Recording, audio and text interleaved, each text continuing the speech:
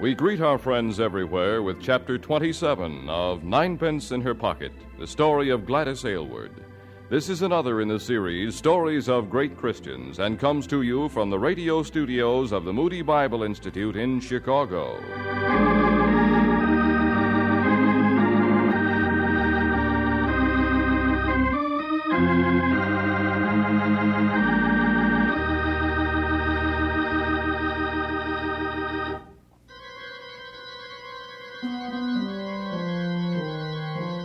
Although Gladys Aylward was anguished at the Japanese atrocities upon China, she had little news of the malignant Nazism that had plunged Germany into World War II. She knew that Europe was now at war. But this war, that so perilously threatened her homeland, England, was on the other side of the world. However, in 1940, the Japanese emperor in Tokyo concluded an alliance with Hitler and Mussolini, and the Japanese fury was turned on England and France as well as on China. No longer could Westerners living in China expect protection from the Japanese. There was no neutral territory, no consulates, no resource for the English and French except to flee. Many did, leaving some missionaries scattered throughout China to witness even more clearly to the love of God and his care over his own. Gladys, having agreed to aid the Chinese soldiers against the Japanese, found herself called upon more and more to help in what the Japanese would call spying. At first I left, Aylward, when Colonel Ledan told our regiment you were to have first priority. What does that mean? I'm afraid I don't understand military terms like you soldiers. It means when you come with information, scouts are to be sent to go with you immediately. You carry military identification. Sometimes I try not to think of this part of my life. You are not afraid? I think I've gone beyond fear now. It's strange what the eyes can see, what the heart can bear, and still go on. You're talking like a soldier. I've seen as much killing as most of you. But you have not done it. No. In that sense, we're different, I hope. You said there was a Japanese camp in that valley. Yes, you must be patient. They will come back. And we will get them. Please, I don't want to hear about that part of it. They say you are hard, like a man. You go through the hills preaching, through the Japanese territory, and you are hard. You are not hard. The Japanese kill our people, burn our villages, take our women. I am trying to help get rid of them. But they are men, with souls, the same as you are. Perhaps. If I could speak Japanese, I would give them the gospel. I have helped their wounded. You are getting them well to kill more? No. But sometimes I see men who are suffering. I can help so little. I guess I don't help much. Someday the Japanese will find out you are spying. I suppose you know this. That's another thing I try not to think about. You're coming back. You said there were 50. There are many more than 50. More have come. That is good. That is very good. Can we go back now? They have no big guns. They have a lot of supplies. We can use those supplies. Can we go back? Yes. You have done well, Aylward.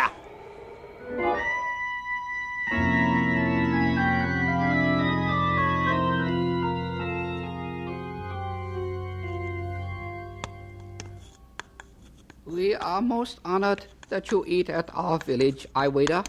It is most kind of you to give me food. May God reward you. He rewards me day by day in allowing me to serve him. You have given our village God's scripture, and yet you will take so little in return. Something has happened. You're excited about something. Why don't you tell me? After you eat your food... A new grandchild? Oh, no. You'd better tell me. This tea is scalding and I won't be able to wait until it's cool to hear the news. We have a visitor in our village, beside you, Honorable Aylward. Who is your visitor? I will tell you. General Lay. General Lay? Who is he? Aylward, you know so many things. Do you not know who is General Lay? No. I thought I knew all the Chinese officers in our district. He is not Chinese. He was sort of a missionary, like you, before the war. Then he went into the mountains with many men. He fights the Japanese. He helps China very much. Oh, yes, I have heard of him. You have? He is a Roman Catholic priest, is he not? Yes, a priest. He was a priest, not like you. What's he doing here? That is for him to tell. But when he learned you were here, he said he would wait and visit you. He waits. Please, go and get him. I'm quite finished. I would like to meet him. General, she has eaten her food. Oh, thank you. Are you well, Aylward? I am well, General Lay. Please sit. You are a very small lady. And you are a very large man. So you are Aylward, the virtuous one. I'm sure you realize that it's far from the name I would have chosen for myself. I have found the Chinese are usually accurate in the names they give foreigners. I understand you were a priest. Yeah, the war changes many things. I understand you were a missionary. I am still a missionary. Oh, I have more than 100 children in a sort of orphanage in Sechao. I take care of them and come up here to the mountains to preach and help the Christian converts. You are very brave. No, I know these mountains very well, and all the villagers know me. Tomorrow, my men are going to ambush a Japanese route out of Sechao. Many Japanese will be killed. I know. It is not easy, is it? No. We have a machine gun, lots of ammunition. I have trained my men in the best techniques of guerrilla warfare. Most of my men are Christians. You must have thought about what you're doing for a long time. I asked God if I should stand aside and let the Japanese torture and kill and destroy. If Japan should take China, they would enslave those people as they now enslave Korea. But now that Japan is at war with England, perhaps England will come to help the Chinese. She will need to. What do you mean? It is my impression that the Chinese army will leave the Japanese for the English in any case. You mean our soldiers will stop trying? Our soldiers would like to concentrate on the communists. They too thirst for China's blood. Why do they call you general? An honorary rank. It is more honorable to fight under a general. I should have known.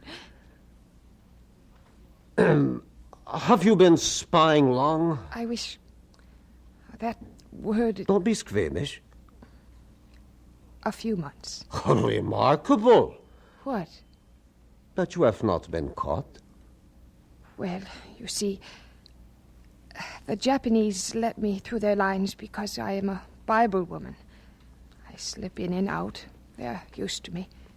You do not think you have been exploiting the gospel, do you? What? You heard me correctly. I was in Yangcheng when it was bombed. I saw bombs fall on innocent people who thought the silver plains looked enchanting in the sky, who ran out to watch them. I've seen slaughter, and I've seen tortures, and I've seen rape and killing, and so many hundreds of homeless children. Don't ask me to justify trying to help my people, to protect them. If I have to kill Japanese, God forgive me. Jesus drove the money changers out of the temple. You're smiling. You are a strange man. No. I am a man who has the same feelings as you. I came to China to teach the ignorant, heal the sick, preach the gospel. Yet these same hands hold a machine gun, not a Bible. And I teach with bullets and I kill. The judgment must come later for us both. It has been an honor to meet you. No, I am the one who has been enriched. I am afraid my future is questionable. Yes, I am glad to have met you, Aveda. I will pray for your safety. And I for yours. Goodbye. Goodbye. Oh, General Lay, I'm very glad to have met you.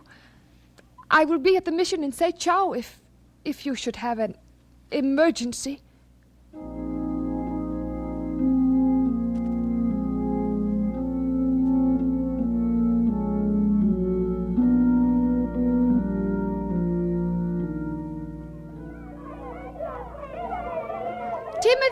Timothy! What is it, Aylward? Get hot water and come with me to the West Gate. 2 farmers were badly wounded by the Japanese. One has many children. I will get the water. Swaylon, stay with the children. I'm going to the West Gate. What's going to be the soup for supper? But we can heat more water. The Japanese are getting close to the city.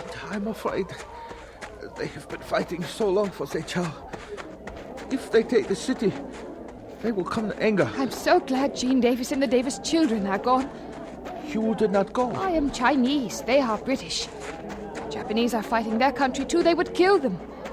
David Davis says he's coming back to St. Chow after he sees them off, but I hope he does not. What will happen to all the children here if the Japanese come? Oh, let's not think about it now. I have some bandages for you. Let me see if I can clean your wound. Please, do not touch it. Let me help you. It's still bleeding a little. I want to bandage it. Let me die now. It is better than meeting the Japanese again. That's no way to talk. I'm just going to clean this off now. Please. The Japanese will take our city. They said they will kill every man, woman, and child. The Chinese army is going to push them back. No. I understand Japanese. I heard them. They are going to destroy the Chow. Aylward, we must flee. Timothy, hand me the towel. We cannot flee this time. We have 100 children.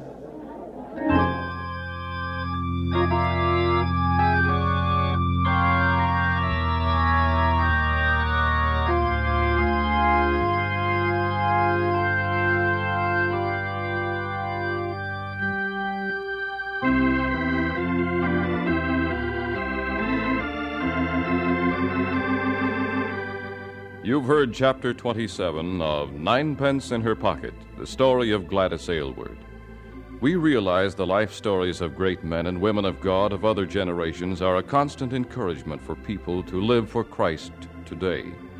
That's why this station brings you this dramatized series based on the best biographies available and written by well-known authors, produced at Moody Bible Institute in Chicago. Naturally, a great deal of time and effort goes into these programs, but the comments of our listeners lead us to believe these stories are worthwhile. If you appreciate stories of great Christians, we'd like very much to hear from you. Perhaps you prefer to hear stories of certain periods like Reformation times or others. Your commendations will help us very much in determining what stories to dramatize in the future.